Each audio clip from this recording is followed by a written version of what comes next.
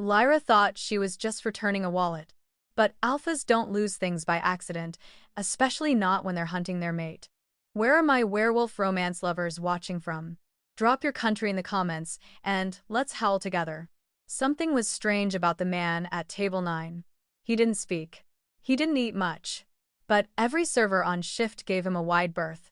Even Carlos at the bar stopped cracking jokes when the man walked in.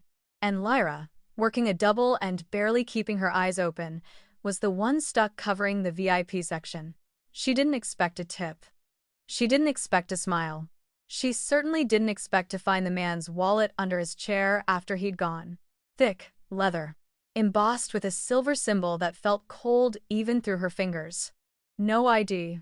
No cards. Just a name etched in black ink inside the flap. Ronan Thorne. And a number. She should have left it with the hostess, or dropped it in the safe. But Lyra needed money, rent, medicine, a dozen other things. So, why couldn't she open it again? Why did the scent on it, pine, smoke, rain, make her skin crawl? She called the number. He answered with one word. Where are you? 20 minutes later, he was standing outside her building. And when he looked at her, he didn't see a waitress. He saw something that made him still, like a predator scenting blood. Lyra didn't know it yet. But fate wasn't something that happened to her. It had just found her. The knock came precisely 20 minutes after the call ended. Not the sharp rattle of a delivery or the impatient thud of a neighbor. Just 3 even knocks measured. Deliberate. As if the person on the other side already knew she was standing just a few feet away, frozen. Clutching a wallet like it might burn through her skin. Lyra stared at the door, her breathing shallow. The apartment was dim except for the kitchen light humming overhead. Her daughter slept in the next room, curled up beneath a faded blanket that smelled like lavender and old dreams. The air conditioner rattled weakly against the thick summer heat.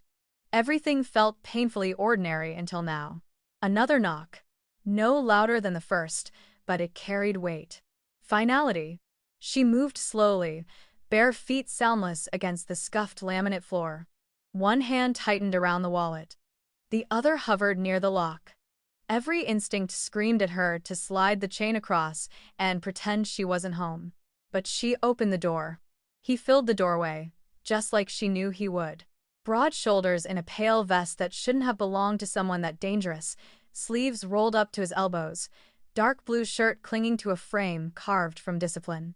His eyes, nearly black, locked on hers like they already knew the shape of her thoughts. She didn't speak. Neither did he. The silence stretched, thick with something unspoken. He didn't glance around.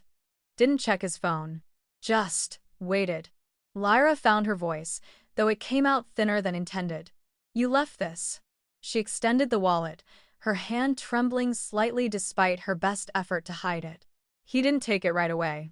His gaze flicked down, then past her shoulder, scanning the interior of her apartment in one quick sweep. The old couch, the stack of unopened mail, a drawing on the fridge in crayon, her daughter's version of a unicorn, misspelled names scribbled in the corner. Finally, he reached out. His fingers brushed hers when he took the wallet. It wasn't an accident. The contact was brief, but it lit up something under her skin, some raw, electric pull she hadn't felt in years. Or ever. He tucked the wallet into his inner jacket pocket without looking away from her. Then he asked the question. Do you always do the right thing? The way he said it, it wasn't a compliment. It wasn't a test. It was something darker. Like a man who'd seen enough people fail that question to be genuinely intrigued when someone didn't. Lyra blinked. Excuse me? That money in there could have paid your rent. Bought medicine. Gas. Maybe a night off. His voice was calm, deep, threaded with something old. Not arrogance, exactly. Power. But you called me instead. I'm not a thief, she said, her spine straightening, the weariness in her shoulders replaced with steel. Even if I wanted to be. A pause. His head tilted slightly, studying her. Wanting to do something and not doing it, his mouth curved just enough to be almost a smirk. That's where the truth lives. She stepped back, not from fear but something more primal, like her instincts recognized him before her mind could name the threat. Or maybe it wasn't a threat. Maybe it was something worse. At that moment, a soft sound came from the hallway behind her. Tiny feet padding across the floor. A sleepy voice. "Mom!" Lyra turned, eyes widening. Her daughter stood in the doorway to the bedroom, holding a stuffed animal by one ear. Her curls were messy, her eyes heavy with sleep, but the second she saw the man at the door, she stilled. Like a rabbit sensing the shadow of a hawk. Lyra's voice softened immediately. "It's okay, baby. Go back to bed." But the little girl didn't move. She looked between them, her mom and the stranger, her small face scrunching with curiosity. Ronan spoke first. "She's yours." Not a question. Just a statement, like he already knew. Lyra shifted protectively, placing herself slightly between them. "Yes." He looked at the girl again. Not with pity, not with warmth, but not cold, either. It was interest. Recognition. Like she was a piece of a puzzle he hadn't known he'd been missing. The girl, emboldened by silence, stepped forward. "Are you Mommy's friend?" Lyra almost choked. "Sweetheart." Before she could correct the assumption, Ronan crouched down to the child's level. It was a strange thing to see a man like him, lowering himself without losing any of that quiet, commanding presence. "No," he said simply. "But she did something brave for me. That makes her special." The girl's eyes lit up with the uncomplicated delight only children could feel. "She's brave all the time. Especially at night." Ronan didn't smile. But there was something in his expression, a flicker of thought like gears shifting. "She must be," he said, standing again. "To raise someone like you." Lyra scooped her daughter gently into her arms, murmured reassurances, and carried her back toward the bedroom. When she returned, Ronan hadn't moved. "You have what you came for," she said. "You should go." But he didn't move. "Does she know?" Lyra's stomach dropped. "Know what?" "About what's in her blood." Her fingers twitched at her sides. "You're mistaken." He stepped closer, just one measured step. "I smelled it the second I walked into the building. Your blood, hers. The quiet kind, hidden. But it's there." Lyra's heart pounded. Not because he was wrong, but because he wasn't. "I'm not part of that world anymore." He tilted his head again, more animal than man now. "You don't get to choose that. Blood always remembers." She didn't answer. Couldn't. Another moment of silence stretched between them. Then he nodded once, like a conclusion had been reached. "You'll see me again." "Is that a threat?" she asked, not backing down. "No," he said, turning toward the hallway. "It's a promise." And then, he was gone. No sound, no lingering footsteps. Just absence, like the air had snapped back into place after being stretched too tight. Lyra locked the door. Deadbolt, chain, all of it. Then she leaned against the wall, trying to catch her breath. She didn't know what just happened. But it wasn't over. Not even close. And somewhere, deep inside her bones, inside the part she'd buried long ago, something stirred. Something old. Something that heard his voice and didn't want to run. It wanted to follow. It started with the lights. At first, Lyra thought it was just the building again, wiring problems. Old circuits groaning under the weight of too many tenants and too little maintenance. The overhead light in the kitchen flickered for a few seconds one night, then snapped back to life. The hallway bulb outside her door buzzed faintly every time she walked past it, casting a weak, amber glow that made the walls feel too close, too narrow. But then it spread. The lamp in her bedroom dimmed every time she stepped near it. The television turned on by itself at exactly 3:03 a.m., blaring static before she could reach the remote. The microwave reset. Her cell battery dropped from 90 to 3% overnight, even on airplane mode. It wasn't just inconvenience, it was like the apartment itself had started to twitch. She told herself it was just stress.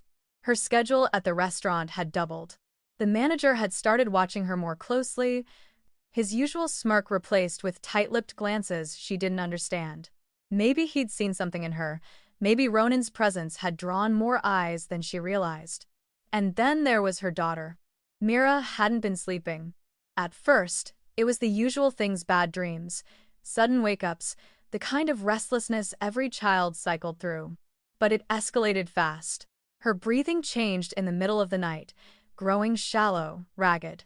Her skin burned to the touch one moment and went ice cold the next. Her tiny body curled tighter in bed each night, hands clutching her stuffed fox like it was the only thing anchoring her. One night, Lyra woke to find her standing at the edge of the bed, staring blankly at the window. "What are you doing?" Lyra had whispered, her voice dry with sleep. Mira had turned, eyes still cloudy. "He's watching." Lyra sat bolt upright. "Who?" But the girl just blinked, then curled into her side like nothing had happened. That was the first night Lyra moved a kitchen knife into her nightstand drawer. By the end of the week, Mira had a fever that wouldn't break. The pediatrician brushed it off viral, probably. Nothing to worry about. But Lyra knew better. The heat wasn't just from her daughter's body. The air around her shimmered sometimes, faint and warped, like standing near pavement in the summer sun. And then came the shadow. Lyra saw it first in the reflection of the bathroom mirror. She was brushing her hair, trying to shake off another sleepless night, when something behind her moved too fast to be solid, too slow to be a trick of the light. It slipped past the hallway like water. No sound. No breeze. Just presence. She spun around, heart hammering, but the hallway was empty. The second time, she saw it outside the apartment across the street, half glimpsed between the branches of the tree that scraped the front windows. A shape, tall, still, too still, watching the building. She didn't call the police. There was a kind of danger that didn't show up in handcuffs or cruiser lights. There was a kind of danger only people like Ronan understood. She hadn't heard from him since that night. No calls, no visits. The number she dialed to return the wallet no longer connected, disconnected or burned, maybe both. But part of her had known, if he needed to find her, he would. It was late, 2 hours after closing shift, when it happened. Lyra was walking up the stairs, Mira asleep in her arms, too tired to fight the walk from the car to the third-floor landing. The hall was dim. The buzzing light overhead had died completely. Something cold curled at the base of her neck, even as her arms ached from the weight of her daughter's body. And then he stepped from the shadows. Ronan. Exactly as she remembered him, still, sharp, impossible to miss. He wasn't breathing hard. Wasn't even trying to hide. He was just waiting. Lyra froze halfway up the stairs. "What are you doing here?" she whispered, the question more breath than voice. His eyes met hers, and for a moment, the world fell away. "You're not safe anymore," he said quietly. Her arms tightened around Mira. "I already guessed that. This isn't guessing. This is real. You should have called me sooner." "I couldn't. The number. I changed it." She blinked. "Why?" "Because I wasn't sure if I should come back." Something in his voice, low, flat, suggested he wasn't saying it out of guilt, more like restraint. Like he'd been trying to give her space and hated himself for it. "I didn't ask for this," she said. "No," he agreed. "But it's yours anyway." He stepped forward, and the motion stirred the air. Mira shivered in her arms, a soft whimper escaping her lips. Ronan's eyes darkened as he looked at her. "She's getting worse." "You can tell just by looking?" "I can tell by scent." Lyra felt herself sway. "What does that mean?" "It means something's hunting you. Both of you." She opened her mouth to argue but stopped. Because she knew. She'd felt it in the silence between her daughter's breaths. In the flickering lights. In the way her own blood whispered warnings beneath her skin. "Why us?" she asked, voice cracking. "You have something they want," he said. "What?" "You." Lyra stared at him. "I'm not special," she said bitterly. "I'm not even whole." "You're dormant," he said. "Sleeping. But not dead. And your daughter," his gaze flicked downward. "She's waking up too fast. Her body can't process what it is. And they know it. That makes her a target."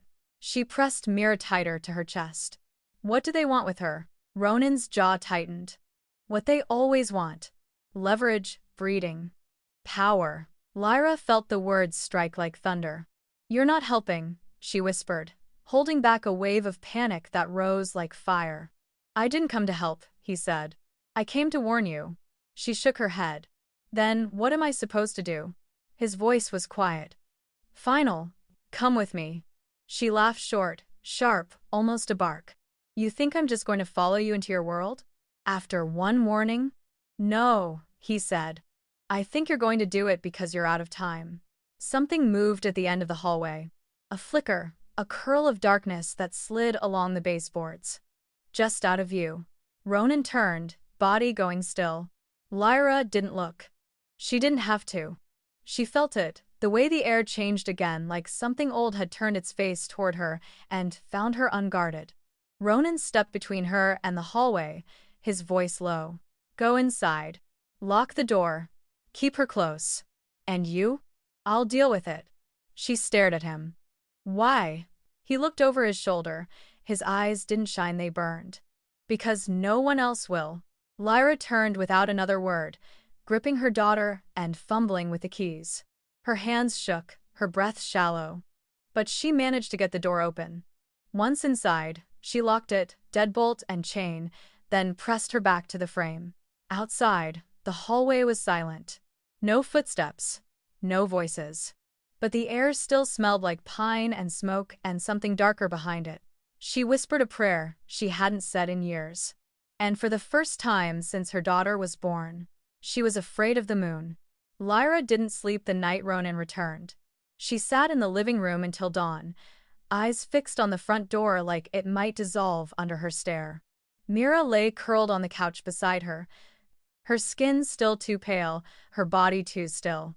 Every so often, Lyra would press her fingers to her daughter's wrist, counting the beats, just to make sure. The shadow in the hallway never returned. But its echo lingered. She could feel it in the walls, in the silence, in the way the air held its breath even after morning light crept through the blinds. Her whole life had turned into a room waiting for something to break. At noon, Ronan came back. He didn't knock this time. Just appeared in the hallway again like he belonged there. Lyra heard the floor creak outside and opened the door before he could reach it. His expression didn't change when he saw her, but there was something in his eyes that hadn't been there before, restraint fraying at the edges. "You said you'd deal with it," she said, her voice hoarse. "I did. Is it gone?" "For now." She stepped aside, silently inviting him in. She didn't trust him. But at this point, not trusting him felt safer than trusting anyone else. Ronan's presence filled the room like smoke, unavoidable, lingering in places she didn't expect. He glanced at Mira, still sleeping on the couch, then turned toward the kitchen. "Coffee?" he asked, already moving. Lyra stared. "You're making coffee now? I need you awake." She didn't respond, just crossed her arms and followed. Ronan didn't fumble. He moved through her tiny kitchen like he'd memorized the layout from a glance, mugs in the right cabinet, filters in the drawer, coffee tin under the sink. "You're too calm," she said. "Someone has to be." She leaned against the counter, arms crossed. "You said we're not safe. That something's hunting us. And now you're making coffee." He poured water into the machine. "Do you want the truth, Lyra? Or would you rather keep pretending this isn't happening?" "I don't need condescension. I need answers." He finally looked up. "Then listen." The machine gurgled behind him, filling the silence. "There are things moving between the borders," he said. "Creatures that live in the margins. Rogues, hunters. Things that used to serve a purpose, but lost their place in the pack hierarchy. They can't breed. They can't lead. So they steal what they think will give them power. Blood, offspring. Bloodlines they believe can make them whole again." Lyra swallowed hard. "And Mira? She's one of those bloodlines, yours too." "I haven't shifted in years. That doesn't mean it's gone. Dormancy isn't death. And what does that make her? A prize. To them? Yes." She felt the weight of it settle into her bones. The fear she'd kept locked away for so long now had shape, form, intention. It wanted her child. "I can protect you," he said finally, voice lower now. "But not from here." She stared at him. "So what? You want us to run off with you? Disappear into the woods?" "I want you alive." "That's not the same thing." His jaw clenched. You're right. It's not. The coffee sputtered, done brewing. Neither of them moved to pour it. I'm offering you safety, Ronan said. A warded place, a home with pack boundaries. No rogue would dare come near you there. And the cost? His silence was brief, but heavy. Your trust. She laughed, bitter and hollow. That's a tall order from a man who watches me from shadows and tells bedtime stories about monsters. It's not a story. You already know that. I don't want to raise Mira in that world. I left it for a reason. He stepped closer. And that reason is going to get her killed. She turned away, her hand gripping the edge of the sink. You don't know that. I do. He paused. Because I've seen what they do when they catch one of their targets. And she's not going to survive that. Neither will you. Lyra kept her back to him. Her voice was quiet, tight. You act like this is about choice, but it's not. It's instinct, isn't it? You don't care about us. You just feel something pulling you, so you follow it. He didn't deny it. I felt the bond when I touched your hand, he said. I didn't ask for it. But I won't ignore it. And if I say no, then I leave. And when the next shadow comes, you'll be alone. She turned to face him. That's not a choice. That's a threat. No, he said. It's a fact. A sharp cough from the living room made them both freeze. Lyra rushed out first, heart already racing. Mira was on the floor. She'd rolled off the couch, limp, her tiny limbs twitching. Her skin had gone gray around the lips, her eyes wide and unfocused. Lyra dropped to her knees, cradling her head, calling her name over and over, but there was no response. Call 911, she shouted, but Ronan was already moving, pulling out a phone that looked nothing like hers. Not standard, not civilian. The ambulance came fast. Too fast. She didn't have time to question it. One moment Ronan was on the phone, the next she was riding in the back of a white van with red lettering and unfamiliar uniforms. Mira's body lay on a stretcher, and Lyra clutched her hand like it was the only thing tethering her to earth. The hospital was private. Not the local one. New walls. Cold halls. Clean, sharp smells. Doctors swarmed, ran tests. Drew blood. But after hours, their faces turned still. The monitors were stable, but they had no explanations. No infection, one doctor said, flipping through charts. No fever now. Nothing in her blood. We've done everything we can, but there's no medical reason for this collapse. Lyra stood in the hallway outside Mira's room, arms wrapped tightly around herself, watching through the glass. Ronan appeared beside her. No sound, no announcement. Just there. She didn't flinch this time. They can't fix this, he said. She didn't answer. She's reacting to the change, he continued. It's starting earlier than it should. She's burning from the inside out, trying to contain something she doesn't understand. Lyra wiped her eyes. So teach me. He looked at her, and for the first time, his expression softened, not pity, but something like reverence. Like someone who'd watched storms rise, and knew this was the eye of one. I will, he said. If you let me. She hesitated, then nodded once. Because, whatever this was, whatever bond, fate, curse, they were out of time. And her daughter's life was no longer something she could gamble alone. The hospital room was too quiet. Machines blinked gently. Soft pulses of green and blue lights bathing Mira's sleeping face. Her breathing was shallow but steady, and the doctors had finally stopped coming in with puzzled expressions and clipped reassurances. She's stable, they said. She's resting. But none of them could explain the burn that lingered beneath her skin or the way her temperature had dropped without reason, then spiked without warning. No virus. No bacteria. No medical reason at all. Lyra sat in the chair beside the bed, unmoving, watching every rise and fall of her daughter's chest like a metronome for her own heart. Her palms were still damp, her bones still humming. And even though the world around her had settled into sterile stillness, something inside her hadn't stopped trembling. She hadn't seen Ronan in hours. After Mira had been stabilized, he disappeared into the edges of the hospital, speaking to people she didn't recognize, making quiet calls on his strange, untraceable phone, always moving, always watching. Now, as the clock clicked past 2 a.m., he finally returned. He didn't speak, just stood in the doorway for a moment, watching them both, his expression unreadable. Then he crossed the room and crouched beside Lyra's chair. "She's stronger than she looks," he murmured. Lyra looked down at him, eyes bloodshot. "She shouldn't have to be." "You're right." They sat like that for a while, neither speaking, just breathing. Finally, Ronan's hand reached out, slow and deliberate, and brushed a strand of hair away from Lyra's face. She flinched instinct, not fear, but didn't pull away. His fingers barely grazed her temple, and for a second, nothing happened. Then it hit. A low thrumming, deep beneath her skin. Like a drumbeat that didn't belong to her heart. A rhythm that came from somewhere older. Her breath hitched. Her body locked, and heat rushed up her spine so fast she nearly gasped. She jerked back. Her hand flew to her chest. What was that? Ronan stared at her like he'd seen a ghost. Or worse, something sacred. "You felt it," he said. "No," she whispered. I don't know what I felt." But she did. It wasn't pain. It wasn't fear. It was recognition, like something inside her had been asleep and just opened one eye. "You're not dormant," Ronan said, his voice thick now. "You're suppressed." Lyra shook her head. "I haven't shifted since I was 16. Since before. You locked it down." He finished. "Broke the bond with your line. Buried it." She pressed a hand to her temple, dizzy.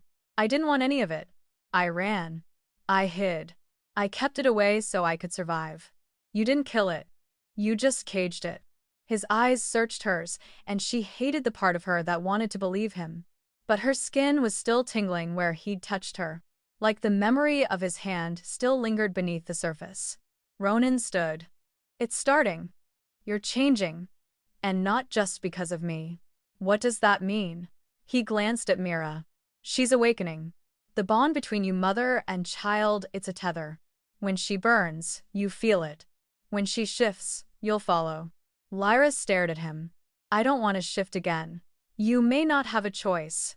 She closed her eyes. The hospital air felt thicker now, like the walls were closing in. "You said instinct," she muttered. "This bond. Whatever's happening between us, it's just because you're alpha. That's what you do, right? You imprint. You claim." His eyes didn't waver. "No. That's what wolves do." She frowned. "Aren't you?" "I'm more than that." He stepped closer, and she hated how her pulse jumped. "When I touched you, I didn't feel instinct. I felt history. Memory. Your line doesn't just come from a pack.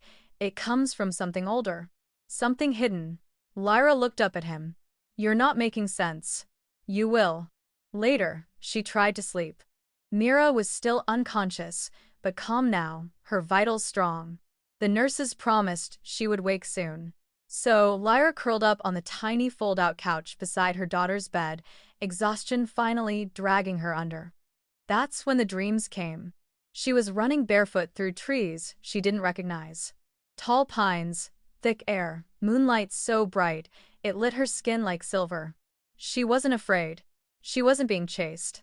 But she wasn't in control either. Her body moved on its own, fluid and graceful, cutting through branches without sound. Every breath she took smelled of moss and blood. Somewhere far ahead, something called to her not with words, but with a pull. A hum in the earth. She reached a clearing. And there, standing in the middle of a stone circle, was Mira. But not her daughter as she knew her. This Mira was older. Taller. Eyes glowing. Hair wild and unbound. Skin marked with symbols Lyra couldn't read. Lyra stepped forward, but her feet didn't touch the ground anymore. She floated. Weightless. Unmoored. The wind shifted. And from the shadows, something stepped out. Not Ronan. Something with his shape, but not his face. His eyes were black, mouth curled into something savage. He didn't speak, but she heard him anyway. "You are not human." The dream shattered. Lyra sat bolt upright, breath ragged, sweat pouring down her back.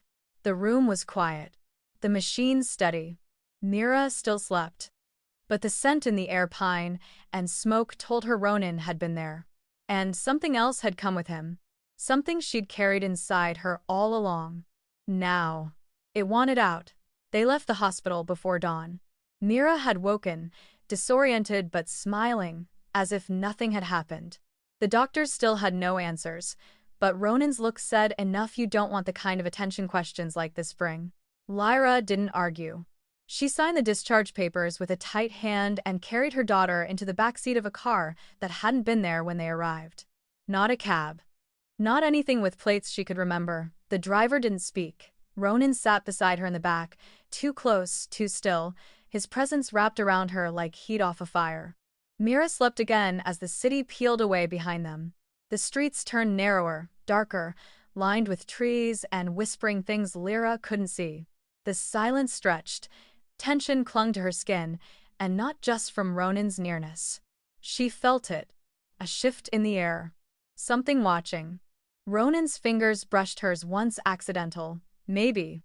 But she didn't pull away this time. Her heart was beating too fast for that. Too loud. When they stopped, the house didn't look like she imagined. No looming castle, no Gothic tower with snarling gargoyles. Just a cabin, modern, steel-framed, set deep in the woods, half swallowed by the trees. But it was warded. She could feel that, the way her blood pulled back when she stepped too close, the way the trees themselves seemed to lean in, listening. Inside, everything was warm. Wood, stone, glass. No clutter, just presence. He lived here like someone who didn't need much and didn't want anyone else. Until now. Lyra laid Mira down on a couch by the fireplace. Ronan said nothing, just watched. "You don't talk much," she muttered, folding a blanket around her daughter. "I say what matters." "And what matters now?" He looked at her. "They know where you are." She stilled. "The rogues?" "No. Worse." The air shifted again, subtle. Her skin tingled. "You didn't think you'd come this far without someone noticing," he said. "A wolf that's supposed to be dead. A bloodline that vanished. Your scent's on the wind now. Too many eyes are following it." Lyra turned. "You mean your kind." He didn't correct her. "They think you're mine now," he said quietly. "And that means they'll test the boundary. I'm not yours. You will be." She opened her mouth, then closed it. Her breath caught in her throat. She didn't know if it was the words or the way he said them. Not a promise. Not a plea. A fact. Something he knew, the way animals know storms before they break. That night, she didn't sleep. She stood at the window while Mira slept in the next room, watching the line where the trees met the lawn. Nothing moved, no wind. But the hairs on her arms stood on end, and her eyes refused to blink. At 3 a.m., she saw them. Eyes. At least 6 pairs. Low to the ground, glowing faintly in the dark. Not human. Not just animals either, watching. She didn't call out. Behind her, she heard Ronan move. He appeared beside her silently, shirtless, barefoot, eyes already glowing gold. "I know," he said. "They've been circling since sunset. And you let them? I wanted to see how long it would take them to show their teeth. Is this a game to you?" "No. But it is a test." She turned to him, furious. "They could have broken in, hurt her. They won't cross the line." "How do you know?" His eyes met hers, burning now. "Because I would kill every last one of them." The words weren't loud. They didn't need to be. She believed him. She hated that she believed him.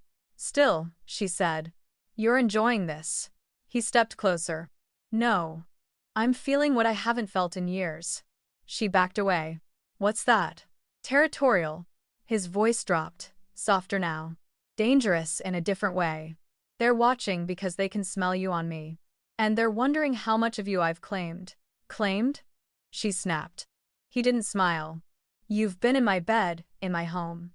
Under my protection. That's enough for them to challenge me. I didn't ask for this. But you're in it." The words hung there. Heavy. Irrefutable. Outside, the eyes vanished. One blink and gone. The line had been tested and held. That night, she dreamt again. Not of forests this time. Of water, deep, dark lakes. A voice in the distance that sounded like Mira, calling her name. But when she tried to swim, her body wouldn't move.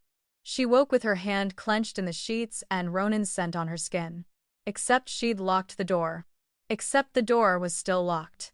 But the bond between them pulsed like something alive now, something awake and hungry. She told herself it was just fear. But part of her wondered.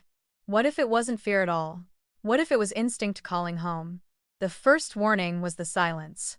Not the quiet that came with midnight in the woods, no distant birdsong, no insects humming, no rustle of wind through branches.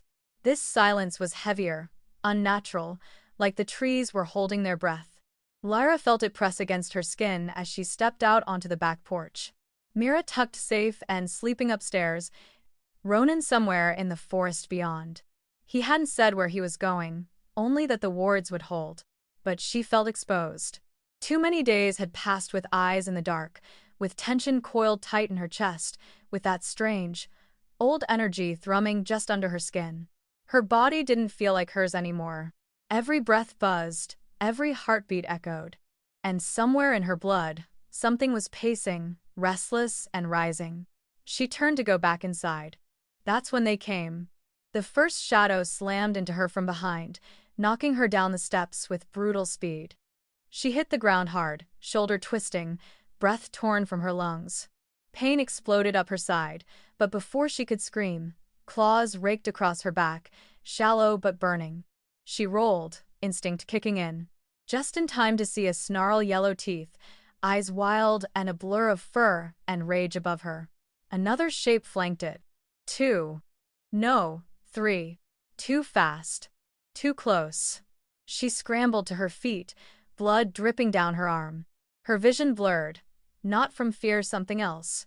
Something blooming behind her eyes.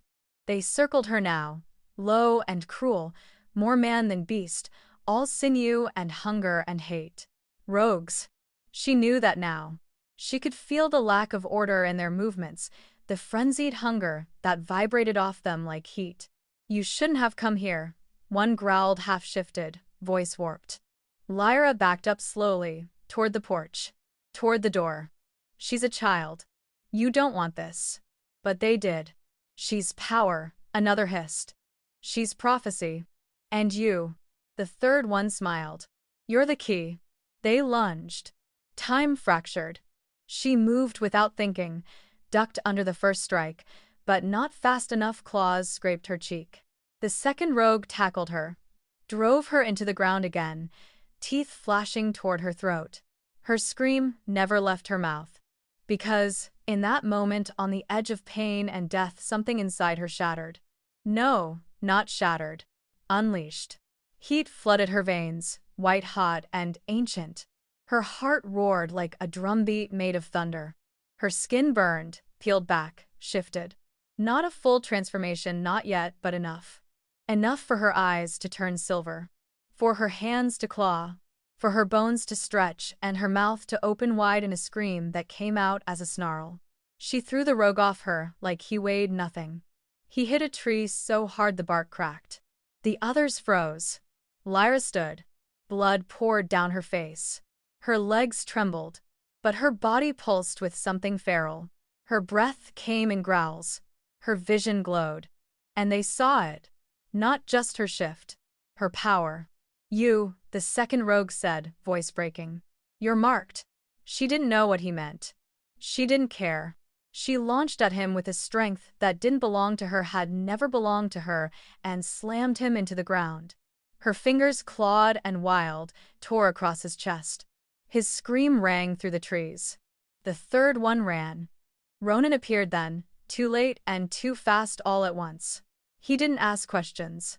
Didn't look at the bodies, one unconscious, one dying, one fled. He looked at her face, her hands, the blood, the glow. She stared back, panting, still crouched in the dirt. He approached slowly. Lyra, he said, voice low, reverent. You shifted. She blinked, swayed. I didn't mean to. I know. He stepped closer. She didn't stop him. Do you know what you did? She shook her head. You didn't just fight them off, he whispered. You commanded the bond. You woke something. I felt it, she whispered. It wanted out. He knelt in front of her, eyes glowing. It's never been just about what you are, it's about what you were born to become. She looked down at her hands, trembling, streaked with blood. I don't want to be a monster. You're not, Ronan said, fierce. You're the answer to one. Behind them, Mira's voice called faintly from the open door. Mama? Lyra turned, chest still heaving. And the moon above them, full and silver, bathed her in light. Not as a curse, but as a promise. They came at dawn. The air was still thick with blood and ash and moonlight. The ground where Lyra had fought still scarred and blackened. But the wolves came anyway. Silent, grim, too many to count at first, slipping between the trees like mist with eyes that burned and boots that crunched over broken pine. Mira was with a healer in the back room. Ronan had insisted not because she's in danger, he'd said, but because she'll hear things she shouldn't. Lyra wasn't sure which truth felt heavier. Now she stood barefoot on the porch, arms crossed over a clean shirt, bruises still singing beneath her skin, watching them gather like a storm at the edge of the clearing. They didn't come close. Not yet. Not without him. He emerged from the woods the way he always did, like he'd never truly left them. Shirtless, barefoot, a line of dried blood still across his jaw, golden eyes locked on the wolves waiting at the tree line. He didn't speak right away, just stood beside her, not touching, but near, grounding. One of them stepped forward, a woman, tall and pale, with scars down her throat and silver rings in both ears. You should have called us, Thorn, she said. I didn't need to. You were attacked by rogues. I ended it. Her eyes slid to Lyra. She did. The rest of the pack murmured. The sound was low, vibrating. Like a song with no words. Lyra felt it in her ribs. You shifted, the woman said to her. Lyra nodded once. After years of dormancy? No, Moon. I didn't have a choice. The woman studied her. There's no such thing as accidental awakening. Another stepped forward, younger, male, with a scar over one eye. She's a danger. Unbound power always is. You should have told us what she was. She's not what, Ronan said. She's who. The murmurs stopped. And then he said it. She's mine. The words rang across the clearing like a shot. The pack stilled. Lyra's breath caught. He didn't look at her when he said it, but she felt the weight of it settle into her bones like heat after cold. And it wasn't possessive. It wasn't domination. It was declaration. It was protection, in the only language these people understood. She fought off 3 rogues alone, he said.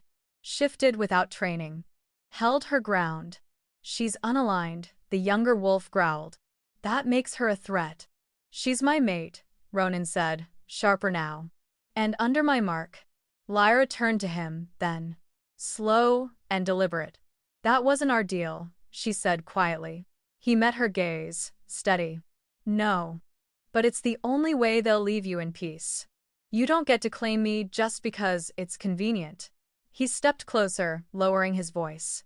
Then tell them what you want. But do it now. Or they'll tear you apart before they ever understand you. Lyra turned to the pack. I don't care about your rules, she said, loud enough to carry. I didn't ask to be part of this world again. I didn't ask for the blood in my veins, or the bond between me and him. But it's here. She paused. Let the silence stretch. I won't be a pawn. I won't be a mark. If I stay, it's on my terms. I keep my name. I keep my freedom. And no one touches my daughter, ever. The woman with the silver rings studied her.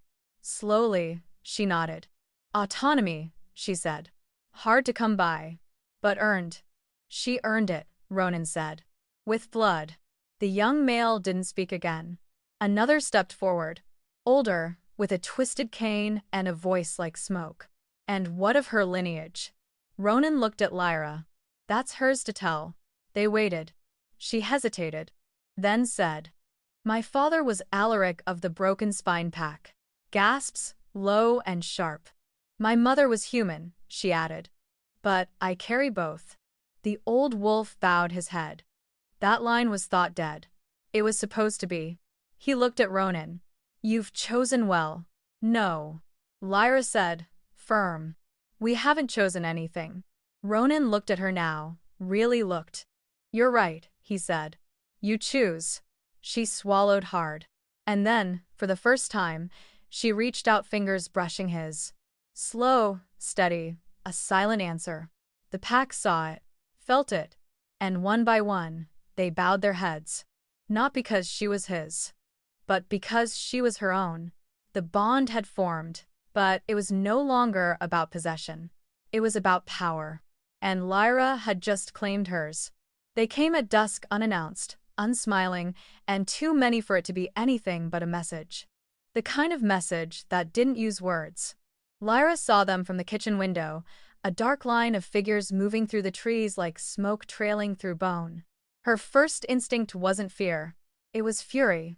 Because Mira was asleep upstairs with a fever she couldn't explain, and Ronan had been pacing all day, silent and unreadable, like he'd known this was coming.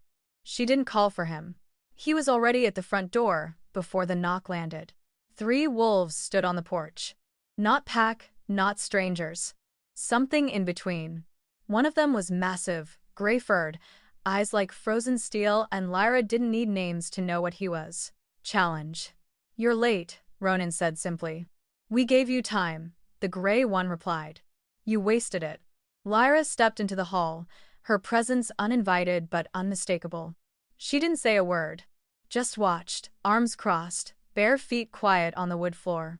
Word spreads fast. The second wolf added. You're marked. She's unvetted. The council is unsettled. She's earned her place, Ronan replied. Maybe with you, said the third, sneering. But not with the bloodlines that built this territory. The bond has made you soft. That was when Lyra stepped forward, voice calm, slicing through the tension like a blade through silk. Funny how no one complained when I bled for this pack 2 nights ago. The third one looked at her with disdain. You're not pack, you're his mistake. Ronan's body moved so fast it startled even her. 1 second he was beside her. The next, he had the third wolf pinned against the doorframe, hand wrapped around his throat. I allow words, Ronan growled. I don't allow disrespect. He let him drop. The others didn't move. She's not the threat, Ronan said. You are. You bring politics to a doorstep that's just beginning to heal. The council wants a vote, the gray one said. You've gone too far without consent. Mating a dormant, claiming territory without consulting your betas, ignoring alliances. And what will they vote on? Ronan asked. Stripping my title? Dismantling what I built? They'll give you a choice. The wolf replied coldly. Her. Or the seat. The silence that followed was thunderous. Lyra's breath caught in her chest, not because she didn't see it coming but because she did. And because part of her had been waiting for it. She stepped outside. The air was colder now, the light thin. The others didn't stop her. They watched her the way wolves watch something new, a tilt of the head, a measuring stillness. I won't cost him his power, she said. I never asked to be part of your world. Ronan turned to her, sharply. This isn't your call. Yes, she said. It is. Their eyes locked. And in them, she saw everything: rage, want, instinct, fear. Not fear of losing control. Fear of losing her. You're not choosing for me, she said. I'm telling you what I want. He was shaking his head before she even finished. You think I care about that damn chair more than you? More than Mira? Then what are we doing? She asked, voice rising. You declare me as yours to protect me, and then you let them come here and tear you down for it. I didn't let anything, he snapped. I was trying to give you time. I don't need time, she said. I need truth. The pack behind them was quiet. Even the trees seemed to be listening. You said I had to choose, she continued. That if I stayed, it would be on my terms. He looked at her, jaw tight. Then let's make this clear, she said. I stand with you, but not beneath you. The gray wolf scoffed. Then she doesn't understand the pack at all. Lyra turned to him, and her eyes glowed, not fully shifted, but enough that the wolves around her stepped back. "No," she said. "You don't understand me." Then she looked back at Ronan. "You want to lead? Then do it. But don't do it for them, and don't do it to spite me, do it with me." Something shifted in his face. His shoulders straightened, his power filled the space like a second heartbeat. He turned to the wolves at the porch. "Tell the council," he said, voice like stone. "I choose her, and if that costs me the seat, I'll build a new throne from what remains." No one spoke. They didn't bow. Not yet. But they didn't argue either. One by one, they turned and vanished back into the woods. When the clearing was empty, Ronan turned to Lyra. "You meant it," he said. She nodded. "I don't want a crown. I want a future." He stepped forward, finally touching her hand. "And I want both." For the first time in days, she didn't pull away. The forest no longer whispered warnings when she stepped outside. It welcomed her now, soft pine beneath her feet, the air thick with the scent of moss and memory. The quiet no longer felt like waiting. It felt like home. Somewhere between the stillness and the wind, Lyra had found her breath again. Weeks had passed since the challenge. The council never returned. No final word had come from them, just silence. And that, too, was a message. They wouldn't touch Ronan. Not now, not with what he'd proven. Not with what Lyra had become. She stood at the edge of the clearing, watching Mira dart through the tall grass like sunlight with legs. Her laughter echoed off the trees. Pure, free, unbothered. A far cry from the pale, gasping child she used to carry through sleepless nights and hopeless clinics. Mira was stronger now, healthier, changed in ways Lyra didn't have the language for, but she saw it in the way the girl moved. How her balance sharpened, how her senses flicked toward sound long before it arrived. The healer called it blood memory. The gift, waking early. Ronan called it legacy. Lyra simply called it hers. Behind her, the cabin doors creaked open. She didn't need to turn. She felt him, always. The bond between them had softened since that night, less a tether, more a pulse, a knowing. He wrapped his arms around her waist, chin resting lightly on her shoulder. "She's fast," he murmured. "She'll outrun you one day," Lyra said, smiling. He made a low sound in his chest, amused but not arguing. "Let her be faster," he said. "We need her to be." She leaned into him. "Do you ever think about what would have happened if I'd just kept walking that night? If I hadn't called the number?" "All the time," he said. "And every time, I come to the same conclusion." "What?" "That fate would have hunted you down anyway. Just like I did." She turned to look at him. "So you admit you were hunting me?" "I admit I didn't know what I was looking for until I saw you." Their kiss was slow. No urgency now. Just gravity. The kind that pulled, steady and true. The cabin had changed too. Mira had her own room now, filled with half-finished drawings, a growing library of picture books, and a collection of pine cones she insisted were magical. The kitchen held warmth now. Not just fire. The long table they rarely used alone was often filled with pack members, those who had bowed quietly after the council backed off, those who had seen power and love coexist and realized that neither made the other weaker. Lyra walked among them without fear now. Not because of Ronan. Because of herself. She trained in the woods, learned to listen to the animal inside her. The shift still came hard, but it came easier than before, like the wildness in her had stopped trying to punish her and started trying to teach her. Ronan never pushed. Never claimed. He simply stood beside her. Always. They didn't speak of mating rituals or power plays. That would come when it was time. For now, this was enough, this balance, this strange rhythm of shared glances, half-smiles, and attention between them that had turned into something warm. Something chosen. He made her stronger. But he didn't define her. And she? She gave him something none of his wolves ever could. Softness. A place to rest. A reason not to lead alone anymore. Mira barreled toward them, her cheeks flushed, her tiny hands full of leaves and something small and wriggling. "Mommy, look what I caught." Lyra knelt, laughing, letting her daughter fill her hands with the forest's secrets. Behind her, Ronan watched them both, his mate and her child. His family. The sky above stretched wide, stars beginning to blink into place. Not the end of anything. Just the next page. Fate had written its version. But Lyra had rewritten hers. The moon was full again. Not just full, but swollen, brilliant, and bold.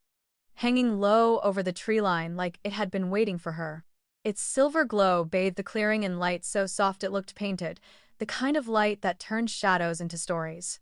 And Lyra stood barefoot in the grass, arms wrapped around herself, watching the two people she loved most in this world laugh beneath it. Ronan was chasing Mira in wide circles, growling playfully, letting her shriek and tumble away from his outstretched hands. He could have caught her easily, of course, but he let her win, again and again. Every time she squealed in victory, Lyra felt something open wider inside her. She couldn't remember the last time she felt this still. Not numb, not empty, but quiet. Whole. Mira darted behind her mother's legs, clutching at Lyra's knees, breathless and wild-eyed. "Tell him I win." "You always win," Lyra said, brushing a curl from her daughter's forehead. "He just hasn't figured it out yet." Ronan came to a stop in front of them, chest rising, eyes bright. Sweat clung to his temples, and the grin on his face was unguarded. That was what startled her the most. Not the strength in his body. Not the way the moon lit his skin like armor, but that smile, open, vulnerable, something few had ever earned. He bent down and scooped Mira up with a groan. "She's getting heavier." "She's growing," Lyra said, reaching out to adjust the collar of Mira's sweater. "Fast." "She's part wolf," Ronan replied. "She'll outrun us both one day." "Then let her." He met her eyes over their daughter's head. "I would," he said softly, "if she's anything like you." The wind stirred through the trees, then, gentle and knowing. Lyra tilted her face up toward the stars, her throat tight. The moon seemed to hum with a song only she could hear, a call that used to make her hide, used to twist in her gut like a curse waiting to surface. But not tonight. Tonight, it felt different. She stepped away from them, slowly, moving toward the center of the clearing where the earth felt softest. Her heartbeat slowed, her bare feet curled into the dirt, and, for the first time in years, she didn't fight what was rising in her blood. She welcomed it.